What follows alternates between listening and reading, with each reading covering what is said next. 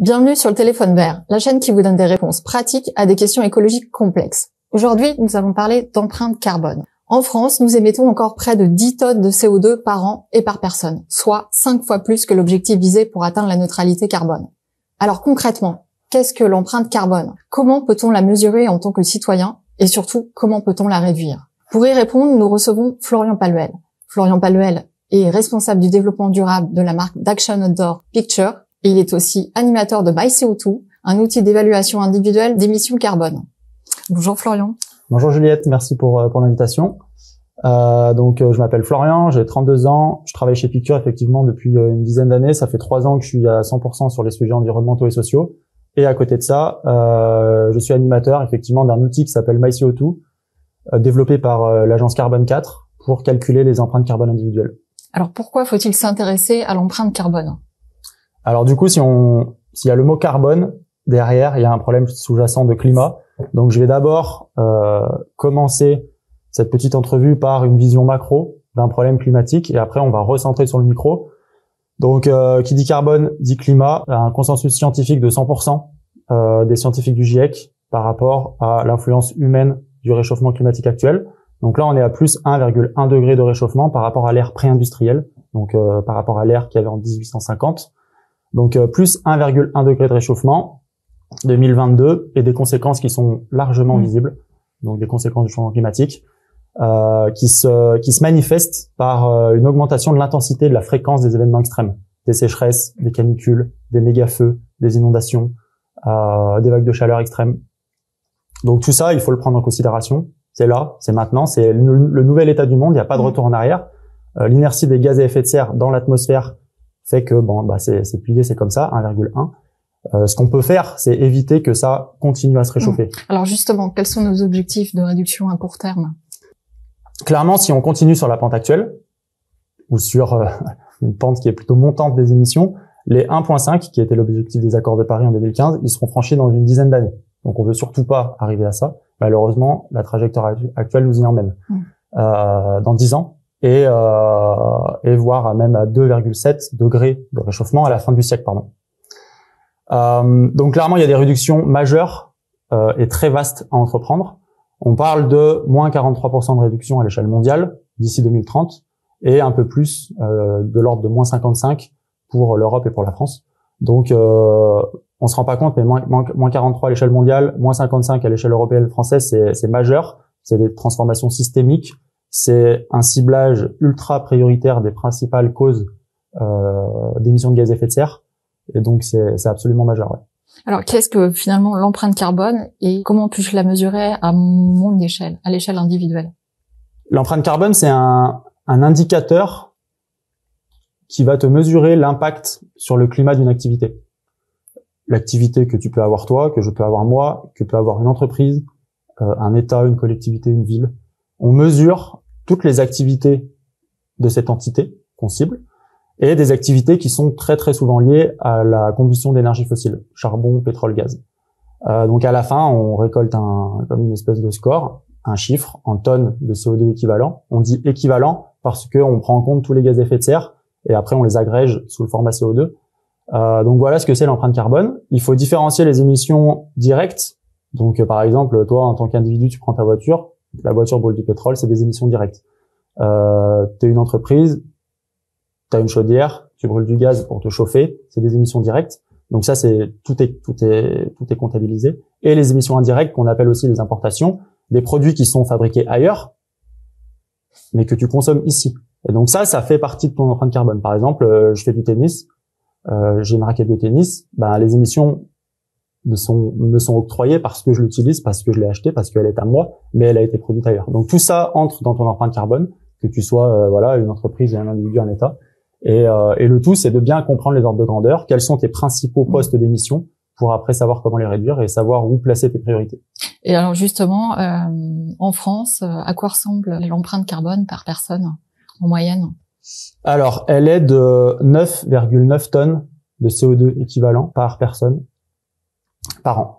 9,9 tonnes, en fait, c'est quand on prend l'empreinte carbone de la France, qui est de 663 millions de tonnes de CO2 équivalent, et qu'on divise par le nombre d'habitants, 67 millions. Donc, quand je dis empreinte carbone, encore une fois, c'est les émissions territoriales, moins les exportations, plus les importations, égale ce fameux chiffre de 663 millions de tonnes de CO2 équivalent. Donc, bref, rapporté à l'individu, c'est 9,9 tonnes. Donc, on arrondit à 10 tonnes, comme ça, c'est c'est facile de s'en rappeler.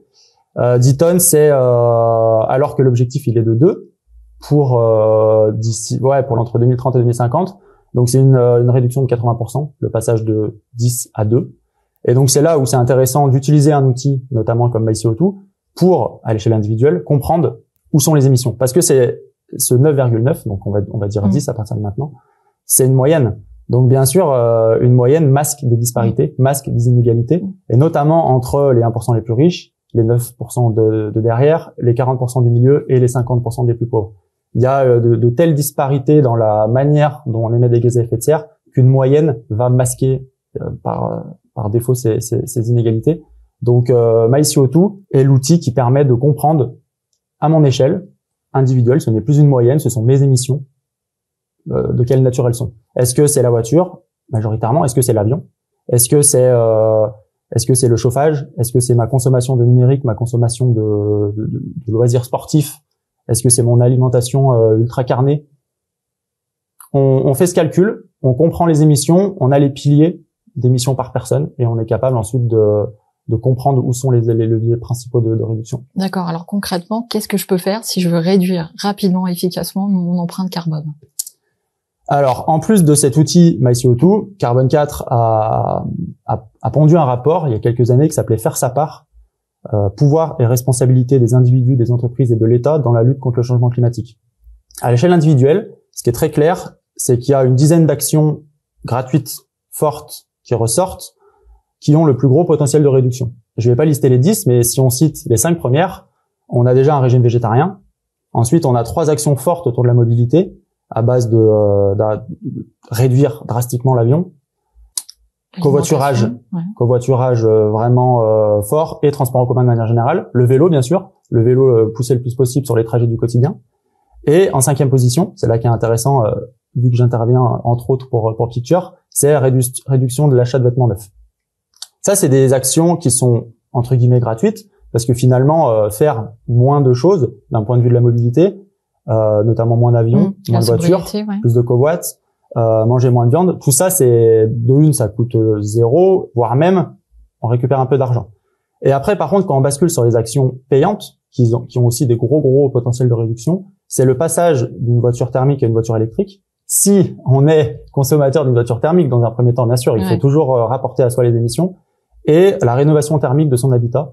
Encore une fois, si on a un problème de chauffage ou d'isolation, gaz, fuel ou une isolation mauvaise. Donc voici un peu les leviers majeurs, mais encore une fois, ça mérite de les rattacher à des cas personnels parce que tous les individus émettent de manière différente. Est-ce que tu n'as pas des exemples d'usage ou d'essais de tests de personnes sur des leviers qui seraient pas tellement payants ou des fausses croyances?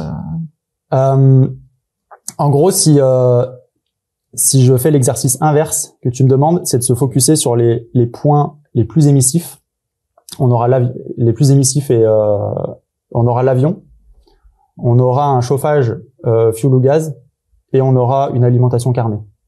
Donc en gros, on peut faire plein de petits efforts si on a encore ces 3 gros postes qui sont présents. C'est ça. L'avion, un mauvais chauffage fuel gaz ou une alimentation avec trop de viande, les ordres de grandeur vont pas y être. Et il y a certaines actions qui demandent beaucoup d'efforts. Par exemple, adopter des pratiques de zéro déchet, c'est loin d'être évident dans la vie de tous les jours, dans sa manière de s'organiser.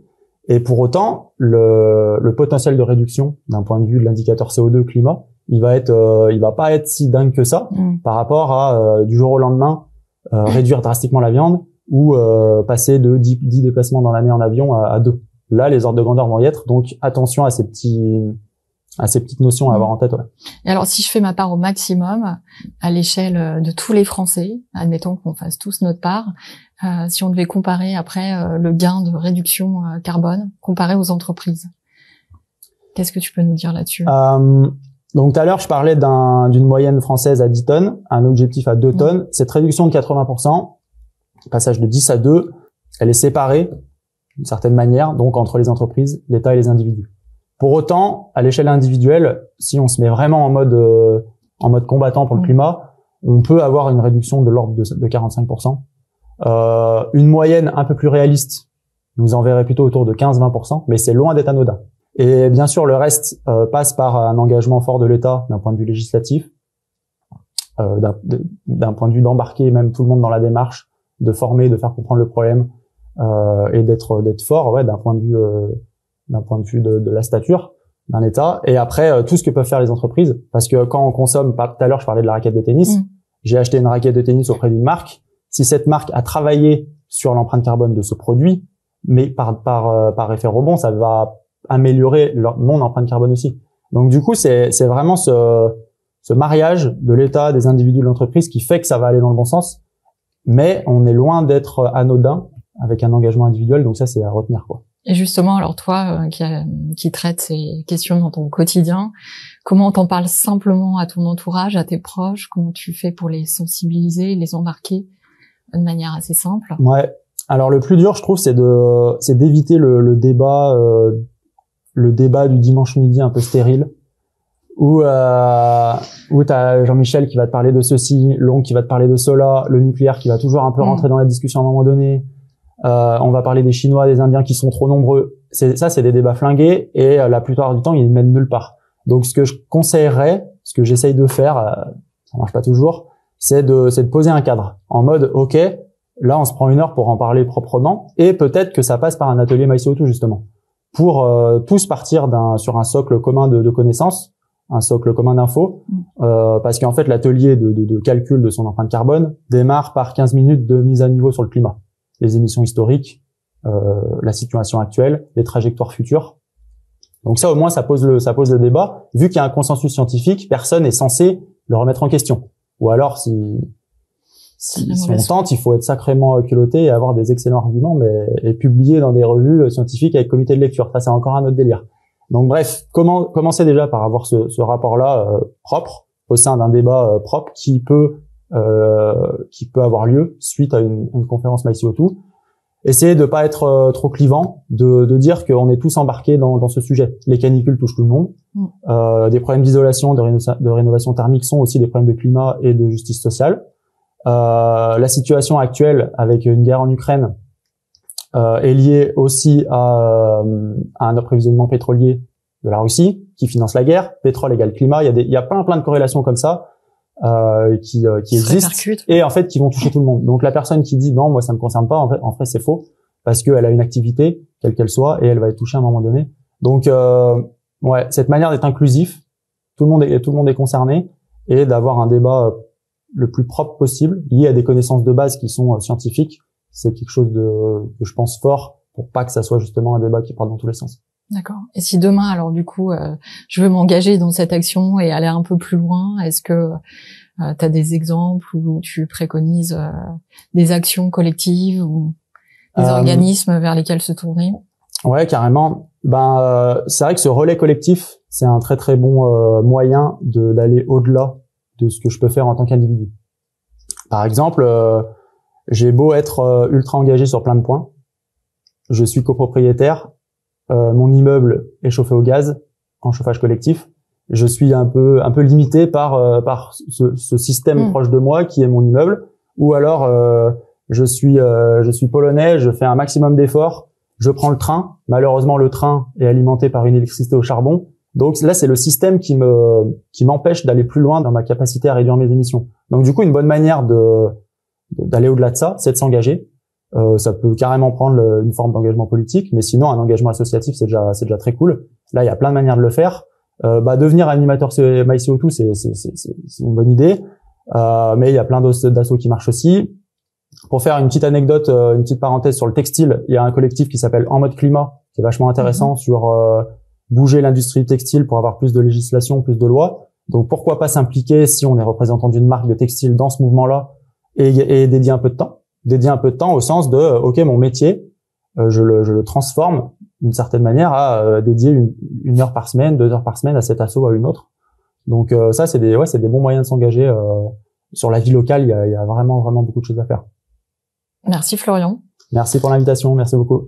C'est la fin de notre rendez-vous consacré à l'émission carbone. Nous vous retrouvons prochainement pour des épisodes du Téléphone Vert, la chaîne qui vous donne des réponses pratiques à des questions écologiques complexes.